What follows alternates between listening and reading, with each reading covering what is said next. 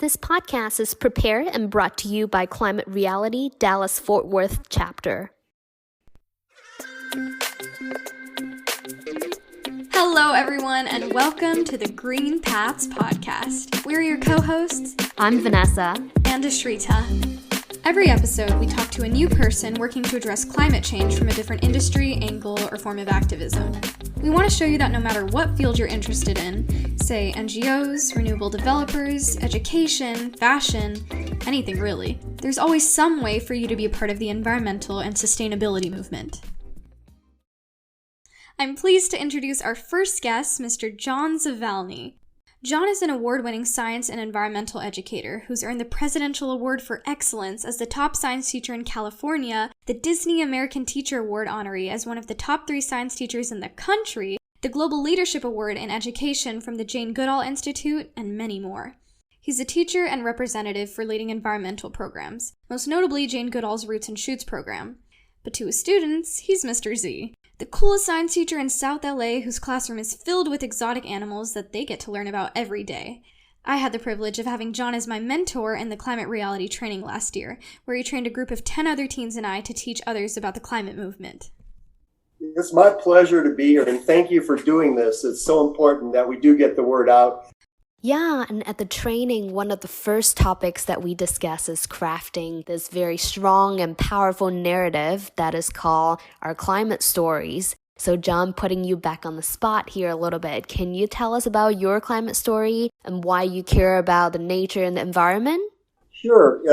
As a youngster growing up in the suburbs of Detroit, in the urban area, I didn't have a lot of experience with nature until I joined the Boy Scouts. And then that got us out camping and learning about nature and all those things that have a direct impact on how you feel about where you live. Mm-hmm. And then family time was important.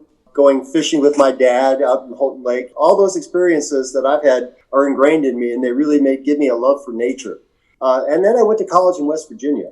And again, even more into nature with some of the classes I was taking. My environmental studies teacher had us doing projects that really made an impact on me because the rivers in the Pittsburgh area were so polluted. And so we did some work on that. And so it really got me interested in doing projects to make a difference in our community. That is awesome and also really relatable. So I studied chemical engineering in college, and it really wasn't the thermodynamics or equations of state that got me interested in the first place.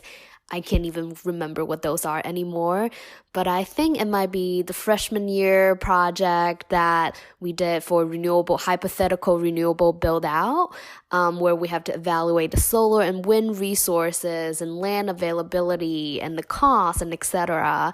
And I think that just really helped shape a lot of my thinking and got me thinking that, wow, renewable energy is cool. Right, that's kind of my philosophy as a teacher is that, our experiences and the ones we would learn from school and remember most from school aren't the tests and the lectures, but it's the things that we do, what we get involved with, and that shapes our future. Yeah, so true. It gives us an idea. For me, it gives us an idea of what we love to do, what we're interested in, and possibly a future job that could come from that. Yeah, so true. I'm a high school student, and I definitely have to go through the process of shoving information down my throat, only to test the next day and then forget it all. And that's not learning. I think it's so invaluable that you focus on hands-on learning for your kids, because when they look back at life, the things that they remember most are those transformative experiences. Well, as a middle school teacher, which is different than a high school teacher, you have more opportunity to do projects with the other teachers, so integrated learning. Too oftentimes, math and language arts and everything else is taught in a separate silo. And then there's science. You do science, you do math, you do English, but you don't do them together. So you're working with other teachers and getting curriculum like Project WET and Project WILD and Project Learning Tree, which are integrated programs. Kids are learning how to write, do math, all related to science and an environment. So once I got trained as a very first second-year teacher, I got trained in Project WILD and thought, wow, this is amazing. Everybody should get involved with this. And so I immediately became a teacher trainer, started training teachers in that. Then I found Project Learning Tree, which is all about forests. Project WILD is about animals, and Project WET about water education. So all these things are really suited for a middle school teacher because they cover all the subject areas and they're all integrated, and it's the best way for students to learn because they're learning in context instead of learning in separate silos. Yeah, I don't think educators really make an effort to integrate subjects together. It's especially not something like math and environmental science. It's very compartmentalized. And in high school, it's even harder to break that down, those silos. And I bet students love that integrated, hands-on type of teaching, right? I mean, I definitely would. Oh, absolutely. Getting students outside, even if it's just, picking up leaves and drawing their shapes. And then there's an activity in Project Learning Tree where the kids get blindfolded and they have to use their senses to describe a tree that they're touching while they're blindfolded. Wow. So learning how to use all their senses and get outside in nature, and then they actually end up writing a poem. The integration of science and math and language arts is out there, but getting the kids outside to do activities, getting them to run back and forth, practicing different food chains and food activities. They really take that to heart. They love getting out of the classroom. And then a lot of times corralling that energy is a little difficult, but having positive energy is not a bad thing. Yes, and it allows each student to use their strengths to their advantage, whether they're creative or analytical or whatever it may be. It can play a part in their learning. Right. Yeah, well, I do have to add, though, that my classroom was very unique. I had started a partnership with the U.S. Fish and Wildlife Department, and it's kind of a long story, but it actually started with my neighbor giving me a box turtle and an iguana. And I got permission to bring him into my classroom. And then that led to a connection with U.S. Fish and Wildlife, as they were confiscating animals being smuggled over the border illegally, mostly exotics. Wow. And then I ended up getting them into my classroom.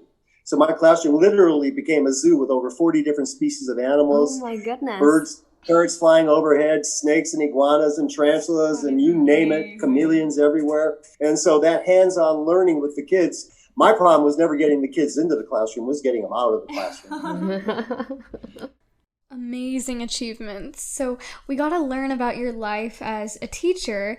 Tell us a little bit about your experiences as a good friend of the famous Dr. Jane Goodall.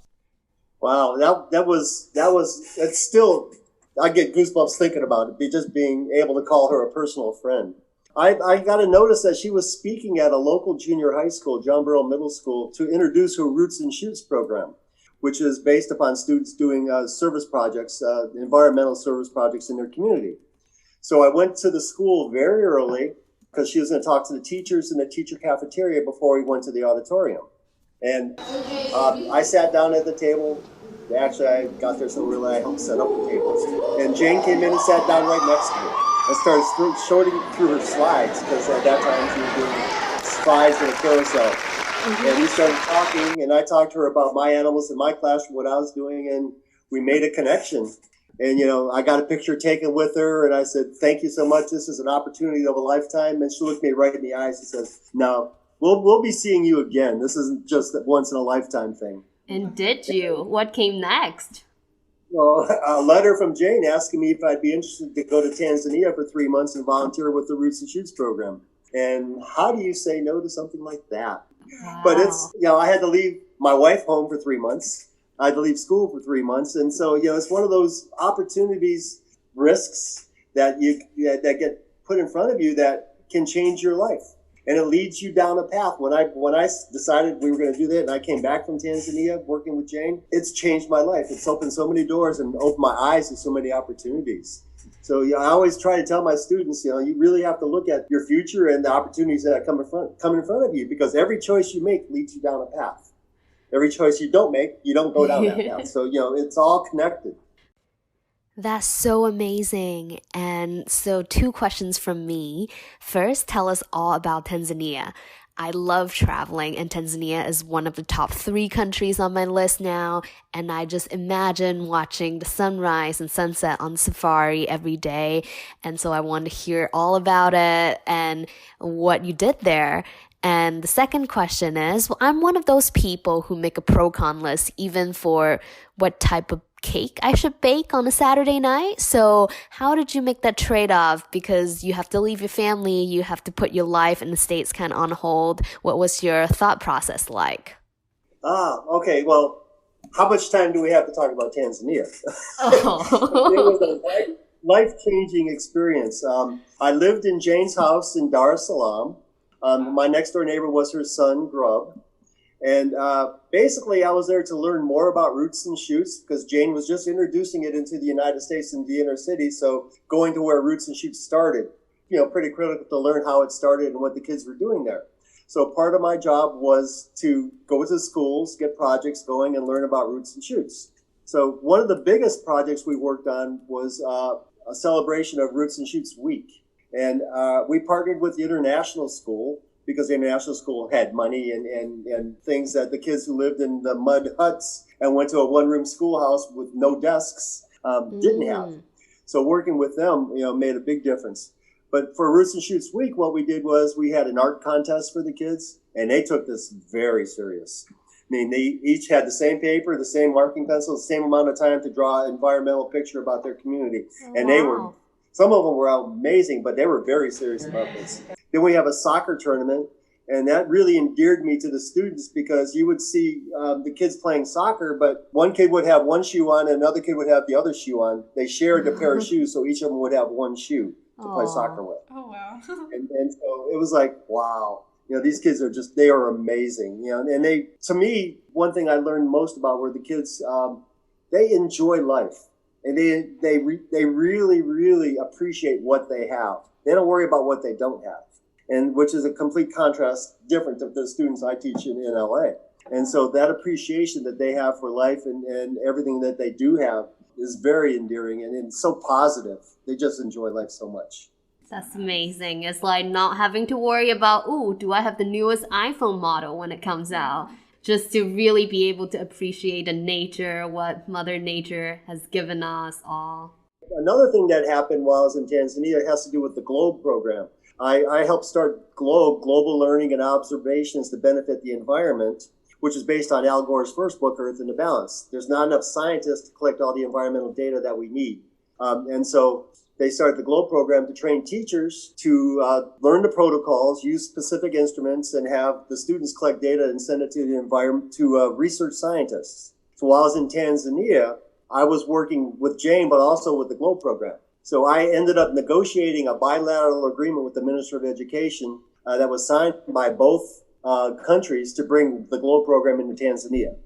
And this had happened before I got involved with Climate Reality. And I actually got a nice personal letter from Vice President Al Gore thanking me for my work in Tanzania.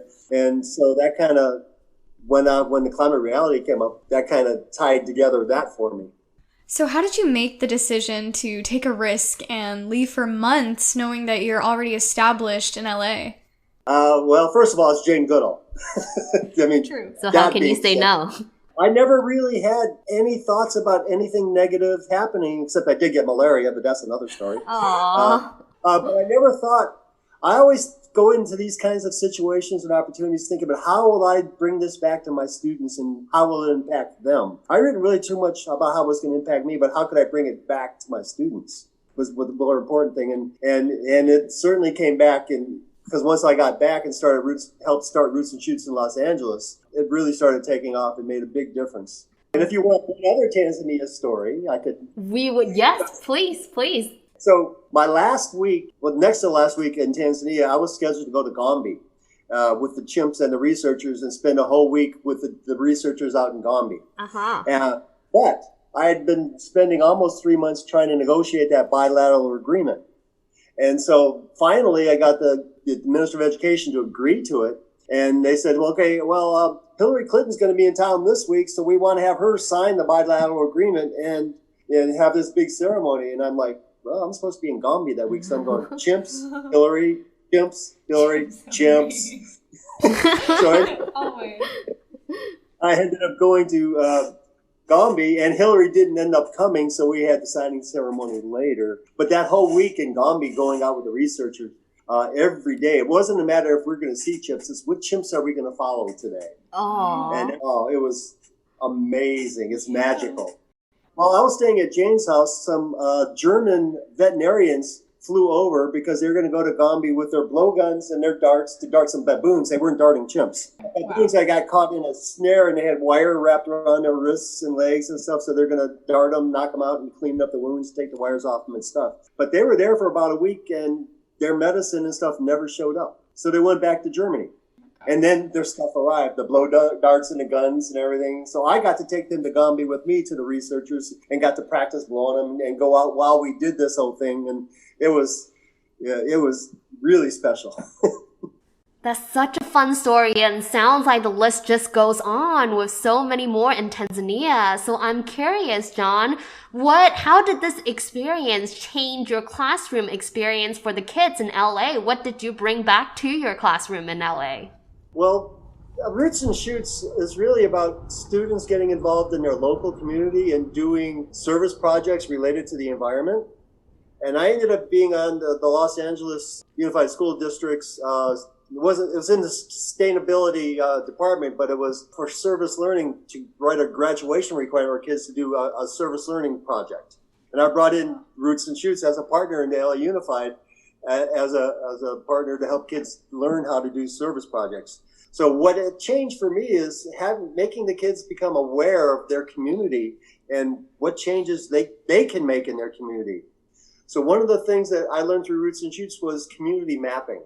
Having the students either draw a map out about their local community or use Google Maps to make a map, but identify things that are in their community and things that they're missing so they could design a project. So for example, one project I had my students work on was food, because South Los Angeles was considered a food desert. Uh-huh. So I had the kids look on a map and I had them identify everywhere they could buy fast food. And they were everywhere on the map. But then I had them identify where they could buy fresh organic food. And there was only one or two places in the area, not even in their neighborhood. And so then we started talking about what can we do? And then so we started a school garden. And we started growing food at school. And then we located a garden that was at USC that the kids didn't even know about, that they sell organic food to the local community. So getting the kids to learn about their community and make a difference in their community got them, looking at it was in my health class, so looking at health and nutrition and things like that. So, that's one of the things that brought back. Another project that we worked on after we did community mapping was I had the kids again draw a map and tell me where can they buy bottled water. And again, it was everywhere. But where can you take a reusable water bottle and get good fresh filtered water and refill your container? And there was only one place on the campus of University of Southern California. So we were doing the recycling on campus to get rid of plastic. And that's a whole other issue I could talk about with plastic and the environment and climate change. But we decided that we wanted to get the kids to have refillable water bottles. We were having trouble having the kids buy bottles even when it had the school name on it, because there was no place on campus to fill them. But the purpose of selling the bottles was to raise money to put a station in. So through that project, we got that done and kids got their bottles, and the school was putting our recycling club out of business, which is what our plan was. So, getting the kids involved in community projects really changed a lot of the way I taught. But also for Roots and Shoots, it's about developing leadership skills in students.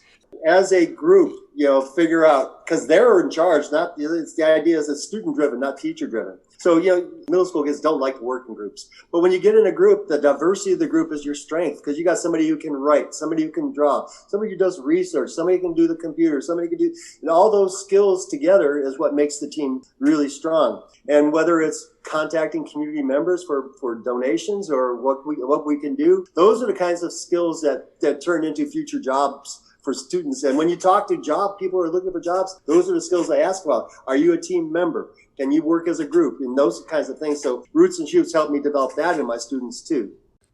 Absolutely. I think these type of experiences are your answers to all the tell me about a time type of interview questions. But even beyond that, writing a paper and getting an A or even an A+ on the paper is great. You feel great, but it's still very different from doing something that is actually helping the community and you're making a positive impact. And I can just imagine how rewarding that experience must have been. Well, that's my philosophy as an educator. It's really not about teaching kids the content. It's not about the science content or the math content. It's about what you're going to do with it.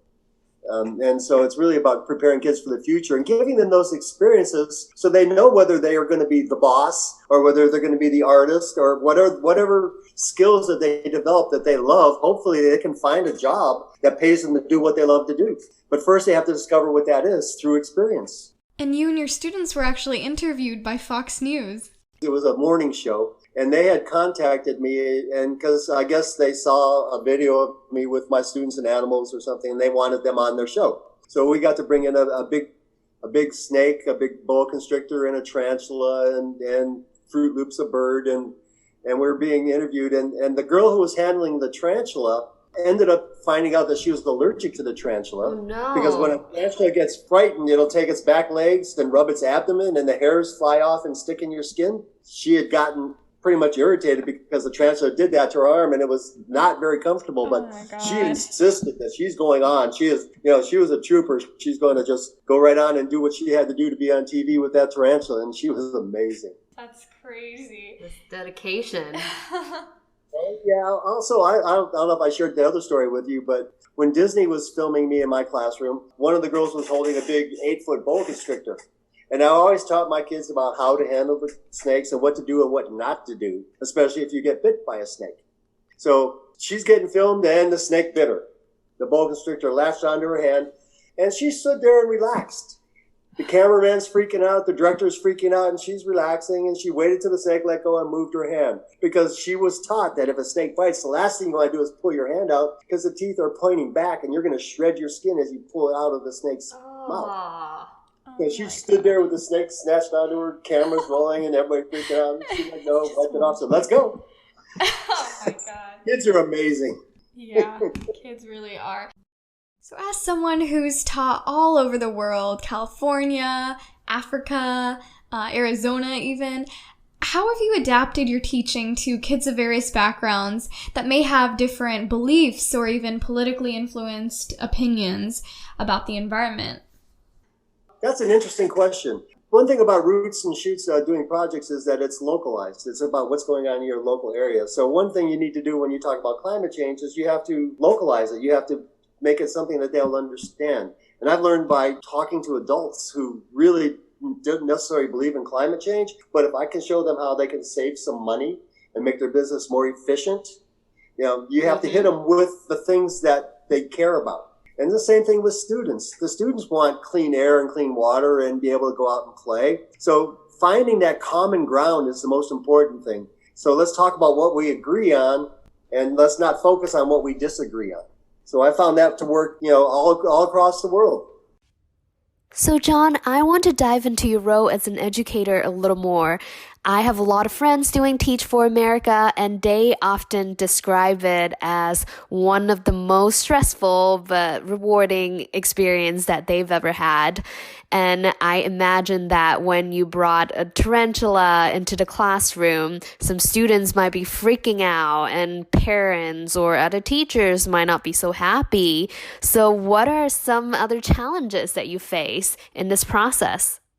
One of the biggest challenges is just the maintenance of the classroom when you have so many animals. I would have never been able to do what I've done without students who stepped up and took care of the animals. And I made it part of their classroom. Their responsibility, each one of them had to assign an animal and they were responsible for taking care of it and learning about it. And their whole curriculum was kind of based on that. So the difficulty for me is like the time factor because the animals need to eat on the weekend and on holidays. So coming in all the time to school was a hardship on me, but I had students who volunteered to come in on weekends and during their vacation time to come in and work in my classroom. So, having those students who are so engaged that they'll take their own time to come in and do that, that was so rewarding.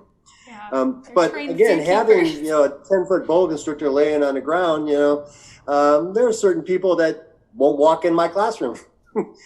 Some of the custodians wouldn't come in, parents wouldn't come in my room. If I had a parent conference, I had to step outside to talk to them. So it's really interesting how kids get attracted to different animals. One of my favorite stories is about, I had a small little girl who loved the boa constrictor, this big old 8-foot boa constrictor on her shoulders, and she's holding it and everything. While in the back corner is one of the worst students. He's in the back all scared, and this girl's got this snake and he's back there cowering. So, it's kind of funny how that works out. But yeah, the kids didn't want to work with certain animals, so they had a choice of which animal they want to work with. But getting parents and administrators and others into the room sometimes was a little difficult. And sometimes, the odor wasn't the best because we had constant cleaning. Yeah, I mean, it's a classroom zoo, right? But the school stepped up. Originally, it was all out of my pocket. All the food, medical bills, everything was out of my pocket. But eventually, my classroom became a showpiece for the school. And so the leadership started raising money for me and paying for the food and bills and stuff. So that made a big difference too. It turned some people around, and just watching the kids get excited about learning is worth all those extra hours I put in. The difference between service learning and community service is that service learning is directly connected to what they're learning in their classroom. And that's so important. So what they're learning to do these projects is so much more important than going out and volunteering for a couple hours to get your hours in. So service learning was a big part of that. Wow. So all in all, this has been really, really helpful. And we just wanted to ask you, John, as a science teacher, as an educator, what advice do you have for someone who is interested in the career path as an educator, is just starting out in the education space? Well, as an educator, of course, being a science teacher, I'm biased, but as an educator, I think the key is connecting with your students, helping them understand the connection that they have and their impact on the planet. And so no matter whether you're teaching language arts or history, a topic like water, for example, water is one of the biggest things that I like to talk about. Because, if you study history, civilizations were built around water sources. When we look to the planets for life, the first thing we look for is water. And Jane Goodall told me probably 20 years ago, all the wars of the future will be fought over water. And so making people aware of their impact on the planet and not taking for granted what we have, because other countries don't, is really important. So getting your kids to understand that as an educator is key. It's not so much about, like I said, not the science content, not the English content, but what impact are you having on the planet? And start examining how much energy do I waste? How much water do I waste? What can I do to make a difference? And so getting kids excited as an educator is the best thing that could ever happen. I love that. I think understanding the why and reasons behind is definitely a very good motivator. And on the other side, in terms of looking for opportunities, I mean, it's pretty awesome to get to work with Dr. Jane Goodall, but surely opportunities don't just present themselves naturally to you. You must be doing something right. Well, yeah. One thing you mentioned was how did you pick and choose which opportunities to take or not? And because of, I guess, my notoriety, I do have a lot of opportunities come to me. And my wife keeps telling me I have to learn how to say no. And don't spell it with a K. But, like I said, every opportunity, every choice you make makes a difference in your entire life, the rest of the path that you follow. And so, be true to yourself is the biggest thing I could say. Find something you're interested in, find something you're passionate about, and stick to it. Yeah. Jane Goodall always talks about how her mother was so supportive of her. And when she did something silly like bring earthworms into her bed, her mom didn't get mad at her. She said, these earthworms need to live in the dirt. They'll die here in your bed. So, if she would have yelled at her and said, you would change everything. So having that supportive parent or the supportive adult in your life that's going to help guide you. True. Be true to yourself. And find something that you're passionate about. I found as a teacher that I'm like a natural teacher, so it was kind of easy for me. But, find what you're passionate about. And then if you can get a job getting paid to do what you love to do, that's the best thing in the world. Yes, and you're very much that parental figure constantly changing students' lives. So I'll ask one more question. As a teen, we're kind of pressured to figure out our major within the next few years. And for those of us interested in sustainability or the environment, do you have any job or career advice after having met so many different people working in different sections of the environmental world? Be flexible. I changed my major a couple times. I'll probably do that too, I think. So probably you will too. And so many people graduate from college with a degree that they're in a job, they're not using their degree. Yeah. So, that's something That's to think me. about too. And now with the cost of college and all this talk about student debts and stuff, there's so many, things to think about. I know. So even as a high school student, if you're not involved in career technical education, which has a direct link into jobs in the environment, because if you're going into career tech education, you're going to work in the energy or water fields, you're working in environmental issues, whether you know it or not. If you're helping people save water and be more efficient with their electricity, that's really important. So career tech ed is one avenue for people to get into those kinds of jobs. But working for nonprofits, or volunteering, like a lot of the stuff I do is not paid. It's volunteer work with all those organizations. Passion projects, Project Club, Wild, Roots and Shoots, Blue, all that stuff you don't get paid for, but you do it because you love it. Yeah, but it's so much more fulfilling, I think. Find out something you're passionate about, whether it's water, whether it's food, whether it's nutrition, whether it's health. That's all related to climate. Climate is impacting us all. Yeah. So really, it's being passionate about something and then staying true to your heart and pursuing it. Mm-hmm. Yeah, climate is so interconnected in every job. They're not necessarily environmental jobs. It's just sort of intrinsic in everything. It could be probably going to take over the AI world, labor jobs, just everything. And it's the future, really. So I think it's really not about looking for an environmental sustainable job. It's looking for a job you love and what can you do environmental and sustainability in that field. Yeah, so it's not necessarily trying to pigeonhole yourself into a sustainability job. It's what do you love to do, and then how can I impact the environment through the job that I'm doing? I think that's a key point. And Ashrita, I think that's exactly our intent for starting this podcast as well, is to show that no matter what field or what industry you're interested in, even if it's something seemingly not related to climate at all, there's something that you can do to drive the climate agenda forward. Look for your passion, find what you're good at, what you like to do, and then figure out how you can change that business or do something to that in that career that will impact the environment in a positive way. I think this quote should be written on every single textbook. But before we wrap up, John, one more question. We want to ask our guests, what is one book or movie related to your passion that just really open up your eyes or trigger something in your mind for you? Three things I could recommend. The Story of Stuff. They have the story of plastic, the story of everything, and it's talking about cradle to grave, and that has to do with pollution and all that kinds of stuff. So that's a great video to look at. Racing Extinction is about the impact of humans on species going extinct, but it's got some really great solutions in there. I got a couple books, if I may. I just happen to have a couple Jane Goodall books, go figure. Of course. Reason for Hope, which describes how she gets her hope from students and teachers doing projects. And so we are her inspiration. So Reason for Hope's a good one. And then Harvest for Hope is about how food impacts the environment. So those are two really good reads. But one story that I read that really about climate change that opened my eyes was Thomas Friedman's Hot, Flat, and Crowded. So those are a couple things I would highly recommend. Awesome. I worked with Josh Tickell, who made a movie called Fuel. He drove a van around the United States collecting used vegetable oil from fast food restaurants and turning it into biodiesel to teach about alternate energies for cars. So I got to be part of a group that did education website for him. And so that's another good one to watch. Thank you so much, John. This has been a great conversation.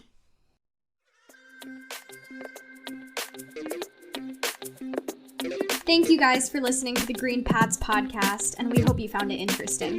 As a quick recap, our podcast aims to share how you can contribute or pursue a career related to sustainability across a wide variety of industries and roles. If you have any questions, suggestions, or if you would like to be featured as a guest on our future episodes to tell us about your green path, please drop us an email at thegreenpathsgang@gmail.com. See you guys again next episode.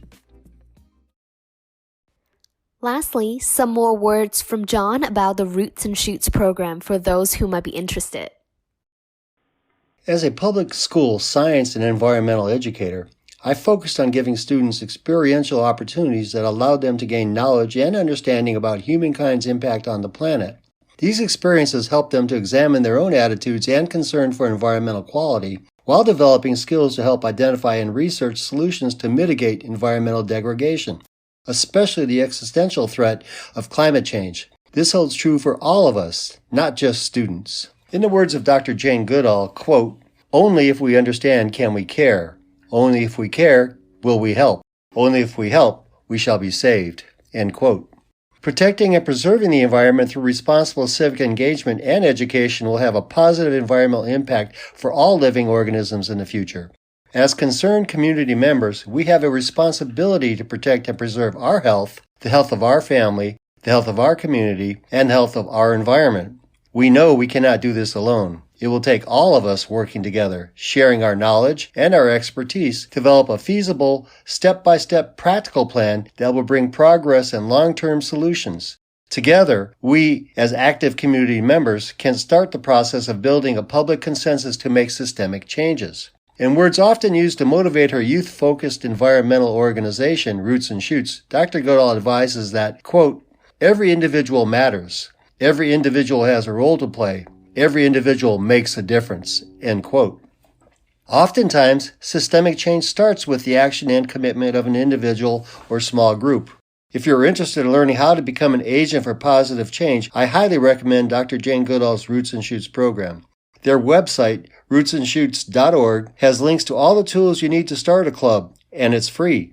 If you're a student in elementary school, middle school, or high school, or if you're attending community college or a university, if you're a teacher, a parent, a guardian, or an after-school program coordinator, or if you homeschool, Roots and Shoots has something for you. The Roots and Shoots toolbox includes step-by-step instructions on how to start a club, how to run meetings, and how to use community mapping to help identify areas and problems in your community that could use some attention. You can connect with other clubs around the world and become inspired to help to make the world a better place. Roots and Shoots will develop leadership skills in the youth of today, helping to create the leaders of tomorrow. When young people are given the opportunity to work together, designing, planning, bringing in community partners, completing a project or campaign that had a positive impact on their community, amazing things can happen. Bringing in community partners is a big part of designing a successful Roots and Shoots project. If you want to do a Roots and Shoots project about tree planting, you should partner with a local organization that does tree planting, or partner with a local planning commission to design a community garden. Energy and water-related projects can be helped by your local power and water suppliers. The opportunities are endless. What is needed in your community? By completing a community map, you can help identify these needs, then plan a campaign to mitigate the issue. These are the types of activities that, when connected to what students are learning through service learning, can become a catalyst to inspire future environmental champions. I'd like to thank you for listening to this podcast. Your being here shows your interest in helping making the world a better place for all living organisms. I'd also like to thank the Dallas-Fort Worth Climate Reality Chapter for sponsoring this podcast, with special thanks to Ashley, Vanessa, Krishna, and Ashrita for putting this all together.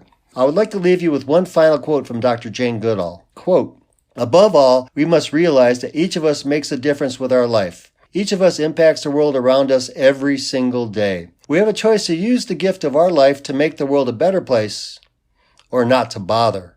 End quote. Now is not the time to not bother. Now is the time for action. We all must do everything in our power to abate the damage being brought upon us by the warming of our home planet Earth. We must stem the damage being caused by release of heat-trapping gases from the burning of fossil fuels. The future of our planet depends upon it. Thank you for being a concerned citizen. Now it's the time to take that concern and turn it into action.